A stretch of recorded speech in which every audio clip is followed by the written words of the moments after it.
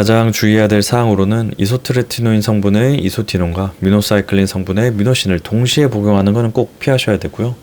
같이 복용하게 되면 뇌 종양이 없음에도 불구하고 두개 내에 머리 내에 압력이 증가하는 가성 뇌 종양, 즉 가짜 뇌 종양이 발생할 수 있습니다. 그래서 꼭 주의하셔야 됩니다. 안녕하세요. 오늘 알약의 이용준 약사입니다. 오늘은 피부과, 가정의학과 등에서 흔하게 처방되는 여드름약에 대해서 알아보겠습니다. 보통 여드름약 하면 피지조절제와 항생제로 나눌 수가 있는데 피지조절제로 대표되는 약은 아이소트레티노인 성분의 로아큐탄, 이소티논, 핀플, 이소트렌 등등이 있습니다. 항생제 종류로는 보통 미노사이클린 성분의 미노신이 대표적이고요. 현재 여드름약 복용하고 계시는 분들은 약학정보원 홈페이지에서 본인이 복용하고 있는 약을 검색해서 성분과 함량을 확인해 볼 수 있습니다. 다음 화면은 약학정보원 홈페이지고요.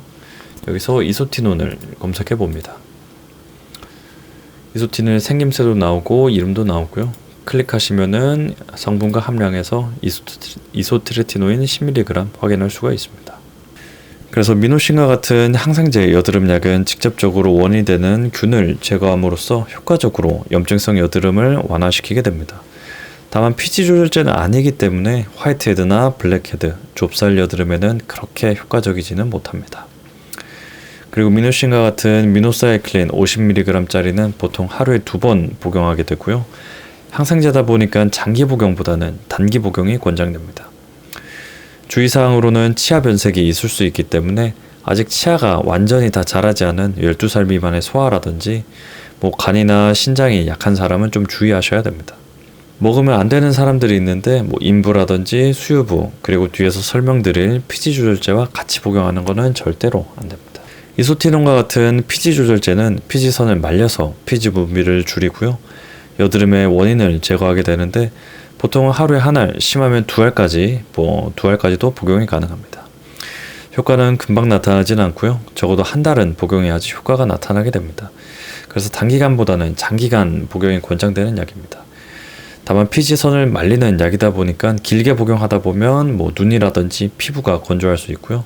아토피가 기존에 좀 있으셨던 분들은 좀 심해질 수도 있습니다.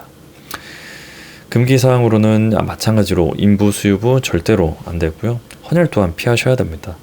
아이소트레티노인 성분이 몸에서 완전히 빠져나가는 데까지는 적어도 한 보름 정도는 걸리기 때문에 헌혈을 하고 싶으신 분들은 복용하고 나서 적어도 보름 뒤에 헌혈하시는 게 좋습니다.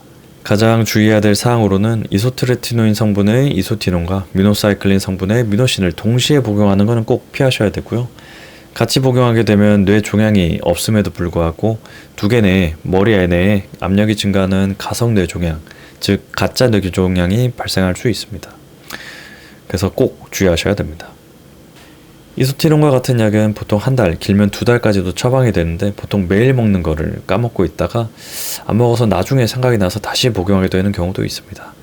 이런 경우에 컴퓨터 전산상으로는 복용이 끝난 상태인데 병원에서 미노신을 추가로 처방받아서 동시에 복용하게 되는 경우도 생길 수 있습니다.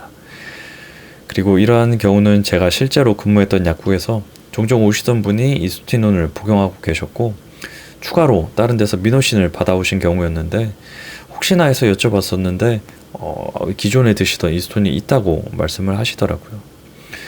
그래서 하마터면 동시에 복용할 뻔했는데 그래서 그분한테는 적어도 보름 정도의 간격을 두고 드시라고 말씀드렸던 사례가 있습니다. 이처럼 좀 위험한 사례가 발생할 수도 있으니까 항상 처방약을 타가실 때는 약국이 됐든 병원이 됐든 먹던 약을 사진을 찍어뒀다가 보여주시는 게 제일 도움이 됩니다. 그래서 이러한 경우도 있으니까 좀 더 주의하시고 항상 좀 조심했으면 좋겠습니다. 그러면 오늘도 건강한 하루 되시고요. 지금까지 오늘 알약이었습니다.